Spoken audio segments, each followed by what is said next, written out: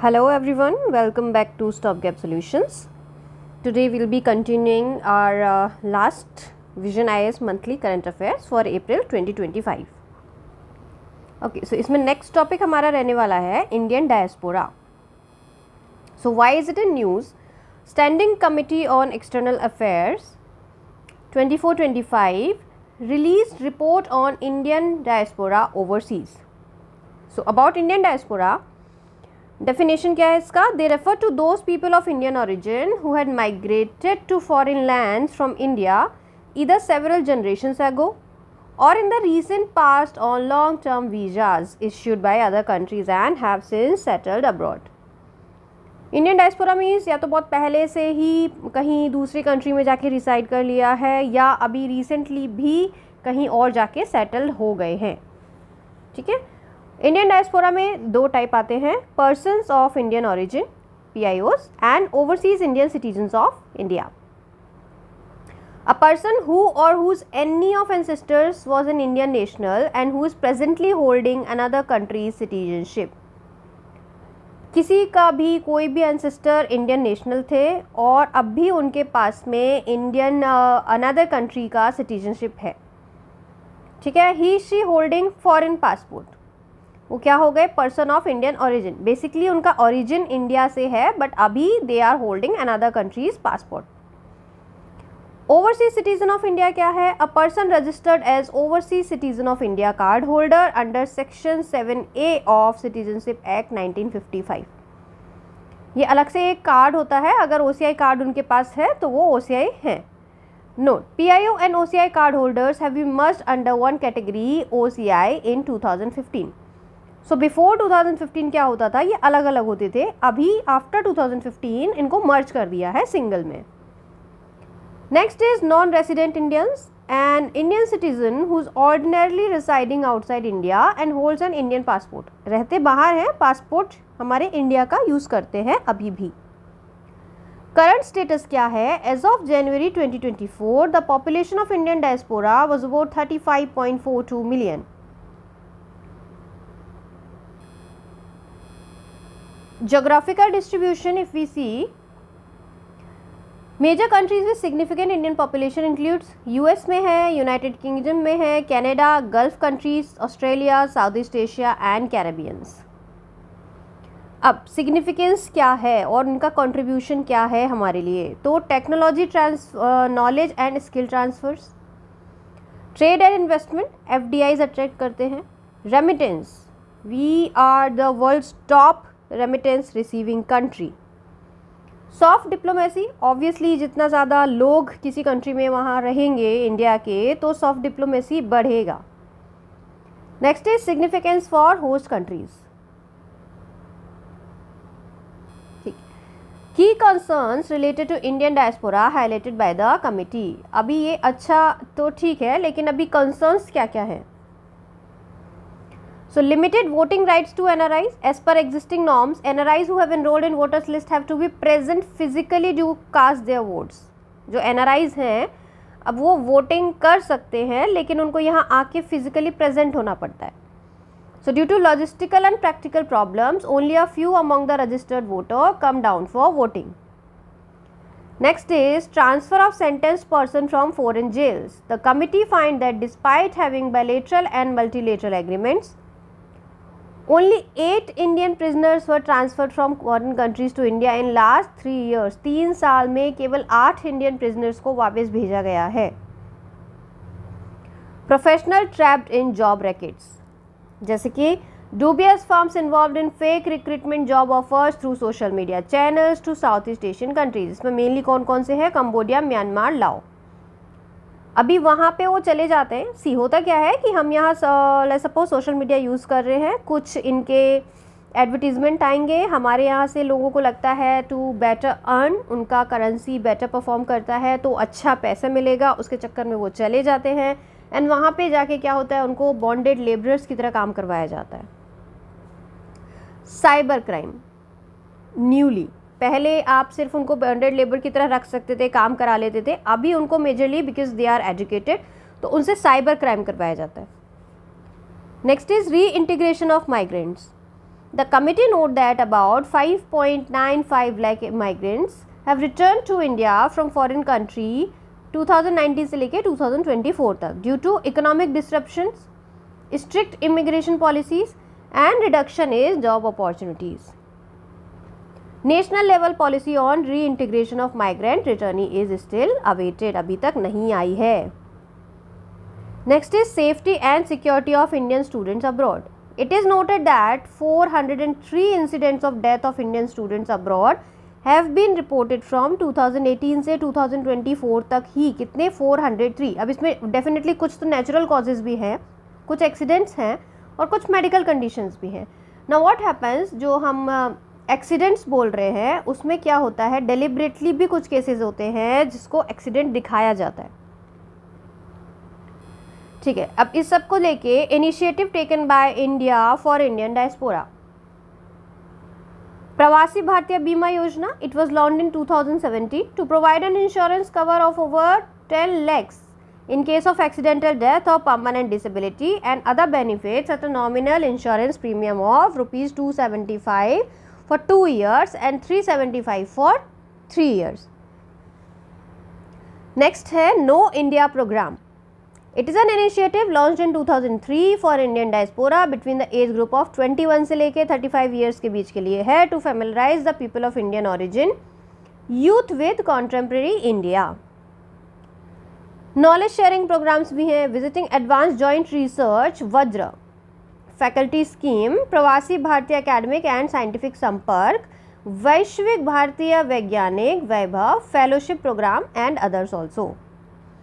Next is Pravasi Bharatiya Divas. January 9 marks the day Mahatma Gandhi return to India from South Africa in 1915. To honour this event, Pravasi Bharatiya दिवस was initiated in 2003 to celebrate the contributions of Indian diaspora. Indian Community Welfare Fund. It was established in 2009 in the Indian missions of 17 immigration clearance required countries and Maldives to meet contingency expenditure incurred by them for carrying out various on-site welfare activities for overseas Indian citizen under stress. तो जो overseas Indian citizen हैं जिनको किसी तरह का कोई problem है तो उनके लिए एक वेलफेयर फंड बनाया है. वे फॉरवर्ड क्या क्या है, तो कमेटी ने क्या क्या रिकमेंडेशंस दिए हैं. Voting rights to NRI, solution like electronic transmitted postal ballot system, ये हम कर सकते हैं क्योंकि जो लोग यहाँ आ नहीं सकते वो इसके थ्रू अपना वोट कास्ट कर दे. Transfer of sentence person from foreign jails, amend existing agreement to create new ones to facilitate smoother repatriation of prisoners. Protecting professionals from trap, इतना हम उनको ministry of human resource development and MEA attested certificates and maintain professional websites with clear contacts. ठीक है. और ज़्यादातर हमको क्या करना चाहिए, सोशल मीडिया के थ्रू जैसे इंस्टा वगैरह के थ्रू डायरेक्टली अप्लाई ना करके जो प्लेटफॉर्म्स हैं, जो लेजिटिमेट प्लेटफॉर्म्स हैं, उन्हीं के थ्रू हम अप्लाई करें. Next is integration of returnee migrants. Kerala is the only state in India that offer economic reintegration and welfare program for returning migrants, which are worth emulating by other states and even other countries. Safety of foreign students. Evolving policy framework is needed to protect Indian students, especially in conflict areas, including a real-time database of those studying abroad. हमारे जो students हैं जो बाहर पढ़ने के लिए जाते हैं उनकी सेफ्टी का भी ध्यान रखा जाना चाहिए. वो कैसे कर सकते हैं, अपनी कंट्री और सामने वाला पैरेलल कंट्री के साथ में हमें कोई ना कोई पॉलिसी रेडी करना पड़ेगा. Next is need to prioritise immigration bill 2024. Committee have underscored the pressing need for a comprehensive legislative overhaul to replace the outdated provisions of Immigration Act 1983. पहले से था, इसको हमको इसके रूल्स को, इसके प्रोविजंस को दोबारा से रीइंस्टॉल करना चाहिए. ठीक है. नेक्स्ट इसमें न्यूज़ है SAARC visa exemption scheme. The Indian government has announced that Pakistan nationals will not be permitted to travel India under the SAARC visa exemption scheme. अभी उनको परमिशन नहीं मिलेगा इसके अंदर में. पहले आ सकते थे, अभी नहीं आ सकेंगे. ये स्कीम है क्या, ये 1992 में लॉन्च हुआ था.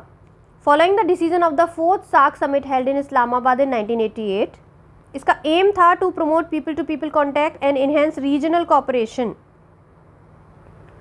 Currently the list included 24 categories of entitled person, जिसमें आपके डिग्नेटरीज थे, जजेस of high court and others, जो आ सकते थे इसका यूज करके, बट राइट नाउ इसको रोक दिया है. Okay, BRICS labour and employment ministers meet 2025 adopts declaration. तो ये डिक्लेरेशन ये एड्रेस करती है दो पिविटल थीम्स को, that is artificial intelligence and the future of work and the impacts of climate change on the world of work and just transition. The meeting held under Brazil's presidency in Brasilia was convened under the theme, इसका theme क्या था? Strengthening the cooperation of global south for more inclusive and sustainable governance.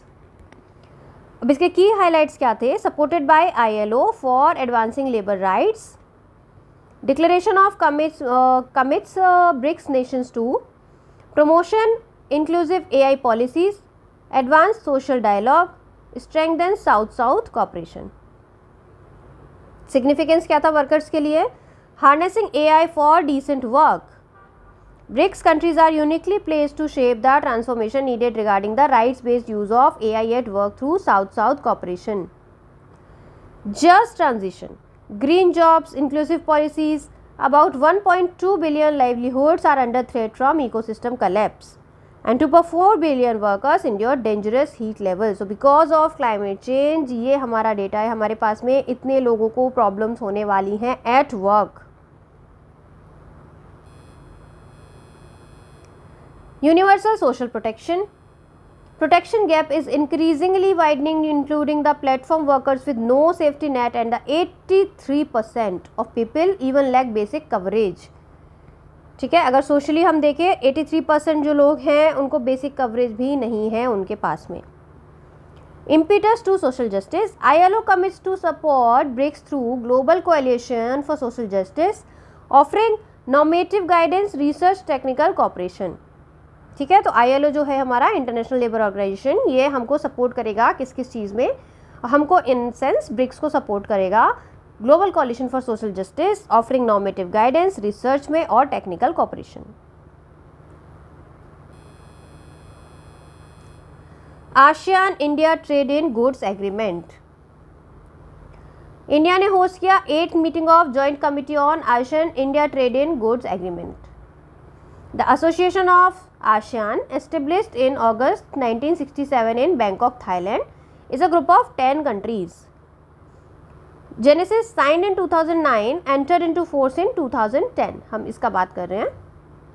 Mandate है इसका, each party shall accord national treatment to goods of other parties in line with the GATT 1994. Trade. Bilateral trade between India and ASEAN कितना है हमारा? USD 121 billion. कब? 23-24 में. ASEAN constitute for about 11% share in India's global trade. ठीक है, next topic is extradition. 26/11 Mumbai terror attack, accused extradited to India from the US. So finally after so long उसको extradite कर दिया गया है US से. According to UN Office on Drug and Crime, extradition means the surrender of any person who is sought by the requesting state for criminal prosecution. Extraditable offence refers to an offence provided for in the extradition treaty with the state, or the offence is punishable with at least 1 year of imprisonment either in India or in the foreign state. अगर कोई पैसे तो treaty है हमारे पास extradition treaty, अगर उसमें mention है कि extraditable offence है तो ठीक है. अगर ट्रीटी में मेंशन नहीं है तो जो दो कंट्रीज़ हैं उनमें ऐसा क्राइम किया होना चाहिए उस इंसान ने जिसका 1 साल का तो इम्प्रिजनमेंट है ही दोनों कंट्रीज़ में, देन ओनली वो पर्सन एलिजिबल है कि आप उसको एक्स्ट्राडाइट कर पाए. So what is the framework of extradition?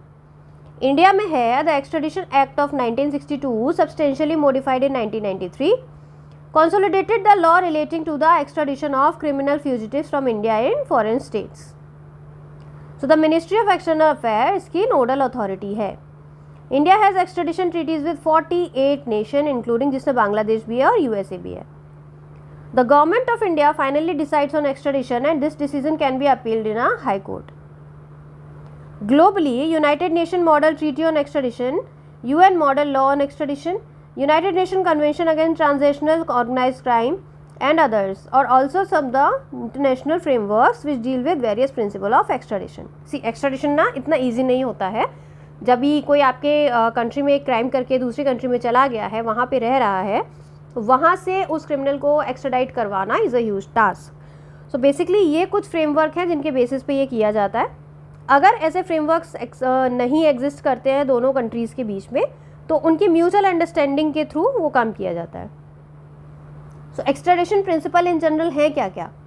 रेसिप्रोकेसिटी encourages mutual cooperation between states of extradition. Double criminality requires the act to be a crime in both the jurisdiction. Double jeopardy prevents extradition for already punished crimes. Speciality limits prosecution to specified offences in extradition. And fair trial, so ensures just and impartial legal proceedings. Challenges क्या हैं extradition law के? Misuse of double criminality principle. अब जो principal हमने ऊपर पढ़ा था अभी डबल क्रिमिनलिटी का, उसका मिसयूज करते हैं लोग. Fugitive criminals often exploit this by fleeing to another countries where their actions do not constitute an offence, thereby evading extradition. Let's suppose India में किसी ने कोई क्राइम किया और बाहर वो चला गया किसी भी XYZ कंट्री में. अब उस कंट्री में तो वो क्राइम माना ही नहीं जाएगा क्योंकि वहाँ पे नहीं मानते हैं. जैसे अगर किसी ने यहाँ पे कोई फाइनेंशियल क्राइम किया, वो बाहर चला गया, उस कंट्री में उसको क्राइम माना ही नहीं जाएगा, तो वो कंट्री को हम फोर्स नहीं कर सकते कि आप उसको वापस भेजें हमारे पास. टाइम कंज्यूमिंग प्रोसीजर होता है क्योंकि बहुत सारा एक्सटेंसिव डॉक्यूमेंटेशन रिक्वायर होता है इसमें, तो बहुत टाइम लग जाता है. सी इस केस में भी 2611 के बाद से हम अब एक्स्ट्राडाइट कर पाए हैं. Limited number of treaties. India has extradition treaties only with a limited number of countries. जो हमने देखा 48 नेशंस के साथ ही है हमारा. Alright, next topic is India Thailand strategic partnership. India Thailand in joint declaration towards establishing strategic partnership. Though less formal, is based on cooperation between the states on shared common objective, primarily security, but also extends to trade भी होगा, economy और technology भी होगा, लेकिन primary इसका गोल होगा हमारा security को लेके. Significance है इसका mutually benefited goals. Both have shared interest in. दोनों क्या चाहते हैं? दोनों countries free, open, transparent, rule based, inclusive and resilient Indo Pacific, and support करते हैं किसको? आसियान की सेंट्रलिटी को. आसियान सेंट्रलिटी किस चीज़ पे एम्फेसाइज करती है? The role of ASEAN as the driving force behind the geo political और geo economic of the region. Strategic location. Thailand is India's maritime neighbour with key interest in regional peace. Complementing policies. India का जो act east है and Thailand का जो act waste policy है, दोनों ही एक दूसरे को कॉम्प्लीमेंट करते हैं. Role in regional and sub regional grouping. So Thailand is an important partner of India in ASEAN, bay of Bengal, जो बिम्स्टेक जिसको हम कहते हैं, दोनों ही ग्रुपिंग्स में दोनों पार्टनर्स एक दूसरे के लिए दे आर वेरी इंपॉर्टेंट. इसका ओवरव्यू हम देख लेते हैं इंडिया थाईलैंड रिलेशन का. सो डिप्लोमेटिक रिलेशन कब से? हमारे 1947 से ही है. इकोनॉमिक में bilateral trade reaching approximately $15 billion कब? 23-24 में. डिफेंस में हम एक्सरसाइज करते हैं मैत्री इंडो थाई कॉपैक्ट.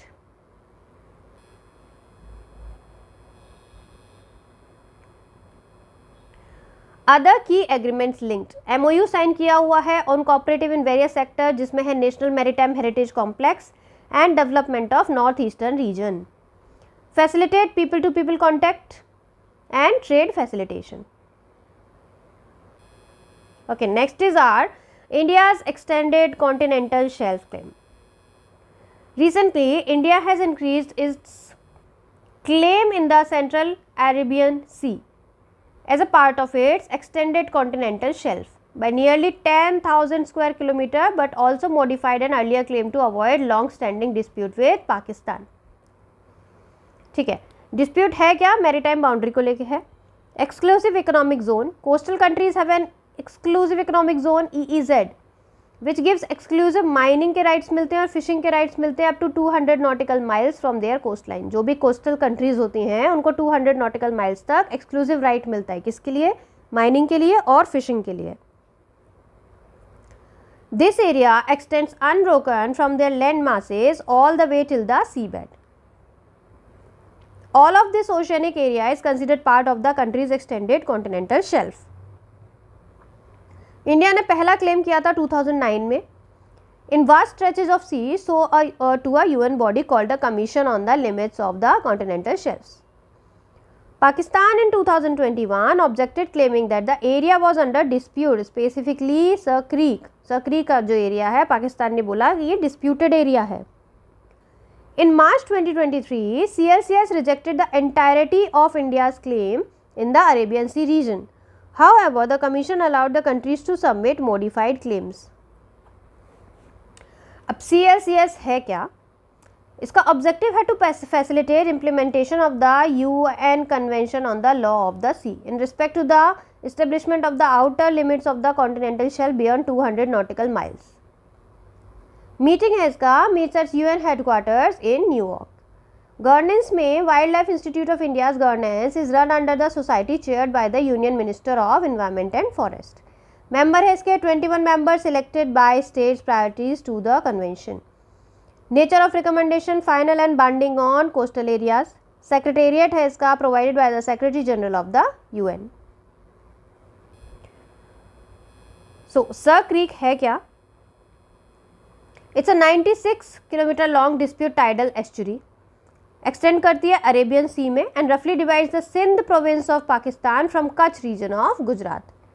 1947 में India wanted it to be settled according to the international principle of maritime law, जिसको हम कहते हैं thalweg principle. Boundary can be fixed only in the middle of the navigable channel. Pakistan, however, claimed that Sir Creek was not navigable, so the dispute could not be settled according to the Thalweg principle. तो ये अभी भी वैसा की वैसा ही है. Okay, next topic is transshipment facility for Bangladesh. So India formally revoked transshipment facility for Bangladesh exports from India. So the 2020 agreement facilitated export of Bangladeshi goods through Indian land custom stations to ports of destinations in third countries, जैसे कि Europe में, waste Asia में और भी अलग countries में हम allow कर देते थे 2020 एग्रीमेंट के according. India cited logistical challenges such as significant congestion at Indian ports and airports, hindering India's own export process as primary reason for revoking the agreement. अब एग्रीमेंट को रिवोक क्यों किया, ख़त्म क्या कर रहे हैं? इंडियन साइड ये लॉजिक दे रहे हैं कि क्योंकि इतना सारा लॉजिस्टिक होता है तो हमको खुद की चीज़ें एक्सपोर्ट करने में, मैनेज करने में प्रॉब्लम हो रहा है. However, decision also follows strained bilateral relations and recent remarks by Bangladesh government chief advisor that Bangladesh is the only guardian for all in the Indian Ocean region, denouncing India's role as net security provider. So basically जैसे कि हमको सबको पता है अभी बांग्लादेश में political turmoil है, क्या कंडीशन चल रहा है, तो वहाँ से एक रिमार्क आ गया था कि Bangladesh is the only guardian for whole the Indian ocean region. उसके चलते उसकी वजह से India finally decided to revoke this agreement. ठीक है. Challenges to India's position in the Indian ocean region. So China का एक्सपेंडिंग इन्फ्लुएंस है, रीजनल इंस्टेबिलिटी है, नॉन ट्रेडिशनल थ्रेट्स हैं जैसे proximity to drug smuggling zone like golden crescent and golden triangle. ये सारे challenges हैं, थ्रेट्स हैं. ठीक. इंडिया का रोल क्या है as net security provider in IOR? Geo strategic है. सबसे पहले तो इंडिया का 7,500 किलोमीटर का कोस्ट लाइन है एंड प्रॉक्सिमिटी है टू की चोक पॉइंट जैसे कि strait of Malacca, Babel Mandeb. India का जो महासागर है, mutual and holistic advancement for security and growth across the region vision 2025. ये एक्सटेंशन है किसका? 2015 की सागर डॉक्ट्रिन का. Maritime security. India undertakes anti piracy and counter trafficking operations in IOR. ठीक है. इससे होता क्या है? सिक्योरिटी रहती है सी लाइन्स ऑफ कम्युनिकेशंस में. Development of humanitarian assistance. India's rapid response to 2004 Indian Ocean tsunami, water crisis in Maldives and economic crisis in Sri Lanka in 2022. All these incidents have established its credentials as the first responder in the crisis of the IOR. So जो भी कोई crisis आता है, कुछ natural calamity आता है, India is the nation which responds as soon as possible, as quickly as possible. Okay, next topic is Heard and McDonald Islands. So, US President announced reciprocal 10% tariff over several US trade partners, including Heard and McDonald Island. The President called April 2 as the Liberation Day and declaring it one of the most important days in America's history. Island के बारे में हम देख लेते हैं. Heard and McDonald island ये बिल्कुल ही अनइनहेबिटेटेड सब एंटार्क्टिक आइलैंड है in the Southern Ocean with no permanent human population. अब द मैटर इज ये न्यूज़ में क्यों आ गया कि यूएस प्रेसिडेंट ने यहाँ पर भी अपने टैरिफ लगा दिए. द थिंग इज़ कि जहाँ कोई रहता ही नहीं है, जहाँ कोई परमानेंट ह्यूमन सेटलमेंट है ही नहीं, आप वहाँ से टैरिफ कैसे ले लेंगे, कैसे टैक्स आप ले लेंगे. They are administered by Australia as the only volcanically active subantarctic region. They open a window into the earth, thus providing the opportunity to observe ongoing geomorphic process and glacial dynamics. So basically research purpose के लिए ये use होते हैं. They are listed as UNESCO's World Heritage Sites.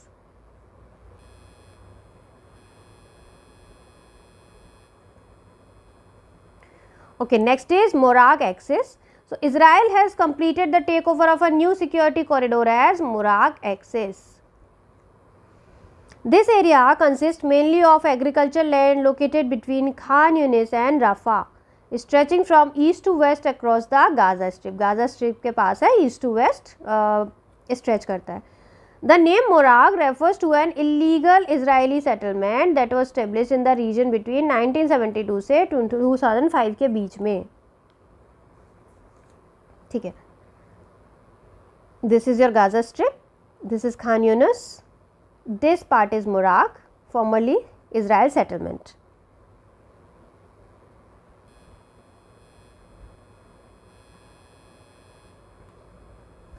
Alright, so I think आज हम अभी यहीं पे इसको कवर करते हैं. नेक्स्ट हम स्टार्ट करेंगे इकोनॉमी से. Okay, see you then and till then God bless you, bye bye.